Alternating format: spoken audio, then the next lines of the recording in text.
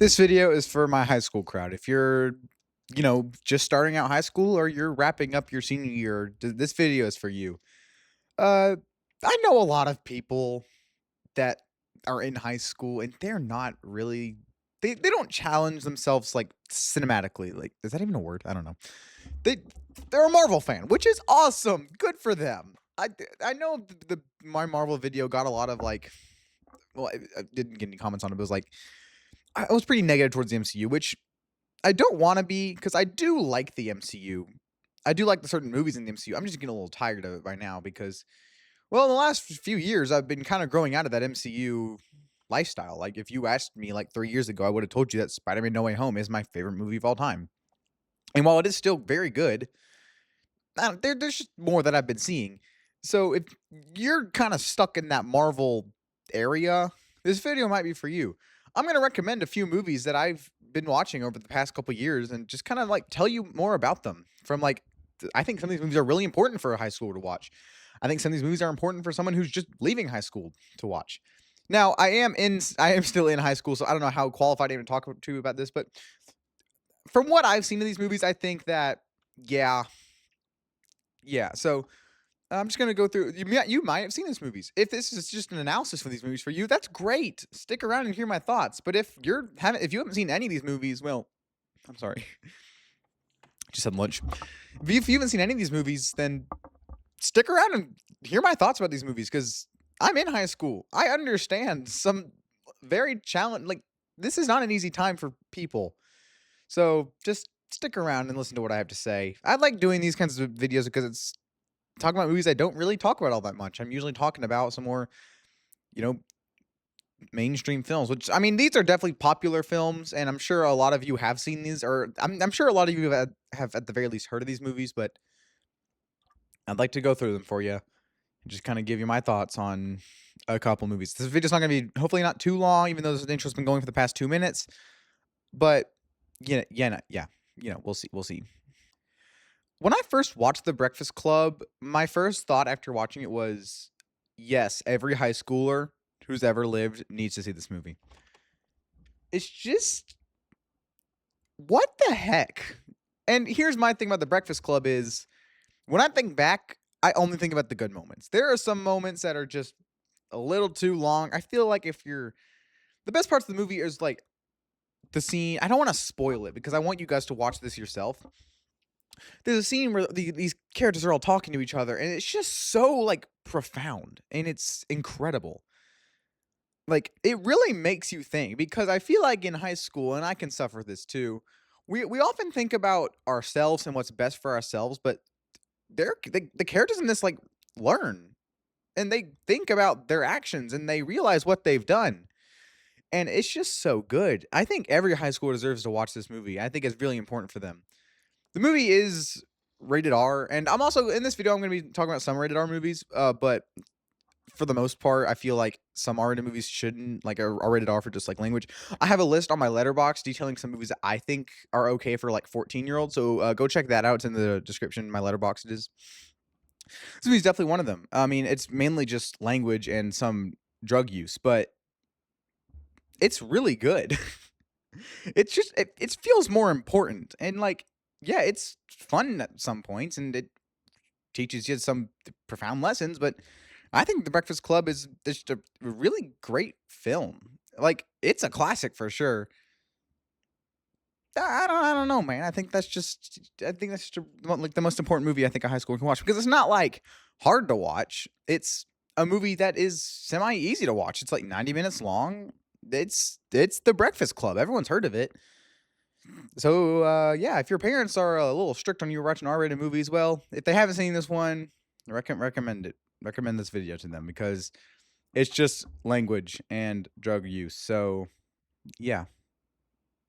Also, every time I think about this movie, I have "Don't You Forget About Me" stuck in my head. So, and you will too because it is a great song. Let's move on. So that's part of the video. Like with this, with Good Will Hunting and The Breakfast Club, there are more movies that are like kind of profound in a young adult's life. I feel like later in the video we're gonna get to more like blockbusters, more movies that I think are good for anyone to watch. or like anyone like I think anyone would enjoy them, but I think a high schooler would enjoy something like Breakfast Club and Good Will Hunting a lot more. Let me explain. Good Will Hunting is about Matt Damon who plays a character, and Matt Damon and Ben Affleck actually wrote this movie, and it's incredible how they did that.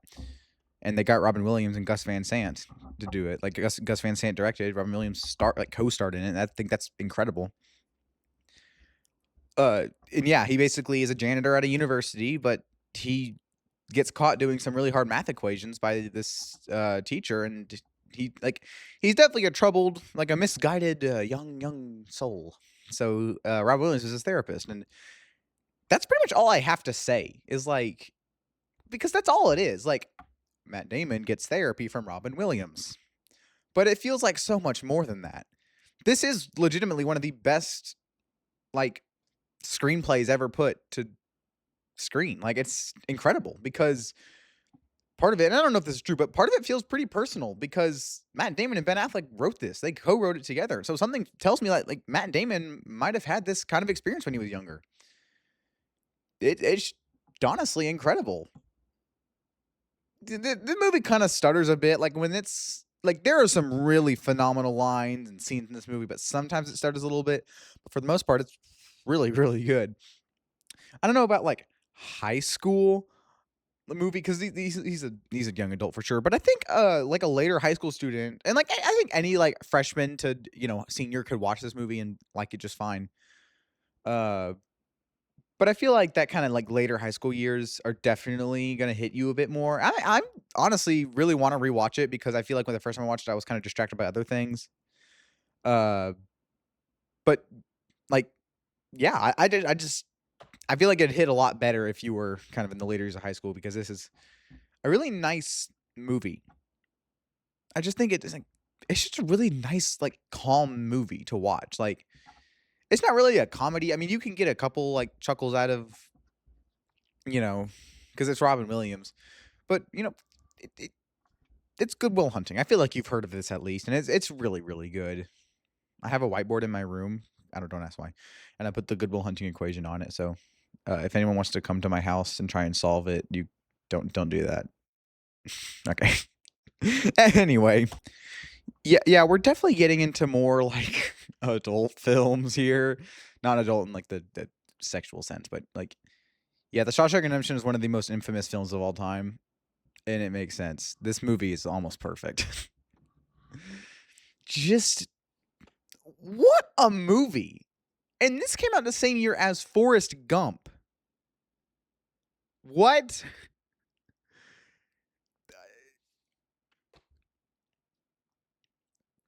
I don't know. Yeah, I think everyone should watch this movie because it's great. And like I feel like you can get the relatable aspect out of Breakfast Club and Good Will Hunting just fine, but The Shawshank Redemption isn't relatable to everybody. Not everyone's been sent to prison, but I feel like it still teaches a lesson here. And it's just great. Like, I feel like even if you don't love it or you don't think it's worth the 4.6 it has on Letterboxd, I think you can still like it just fine. I think everyone will probably love this movie. I just don't know what else to say. Like, you just have to watch it. You just have to watch it. I didn't watch this till I was a bit older, uh, because it's prison and it's like it's a realistic take on prison. So yeah, but man, if you haven't seen The Shawshank Redemption, I think everyone should see it. This is more of like an everyone should watch this kind of thing. But yeah, it's really good. You all knew that though. I feel like Whiplash is like I have no idea where I'm going with this. Whiplash is one of the best movies of all time. It has some of the best acting I've ever seen. It's incredible, and everyone should see it. It tells like a cautionary tale. It's like a critique about obsession and perfection, and it's basically like suffering. It's trying to like equate suffering to greatness, and it's exploring whether the a complete sacrifice of one's sanity and health is the price the worth paying to achieve legendary status. It is such a stressful film. Just man, what? Watch this movie. Just watch Whiplash and you'll love it. Like, do you need to have, like, suffer in order to do good things? Just you see all this, like, bad stuff that Fletcher makes Neiman do, and then by the end, it just pays off with one of the greatest endings I've ever seen. Whiplash is one of my favorite films of all time, for sure. It's near perfect for me. It's incredible.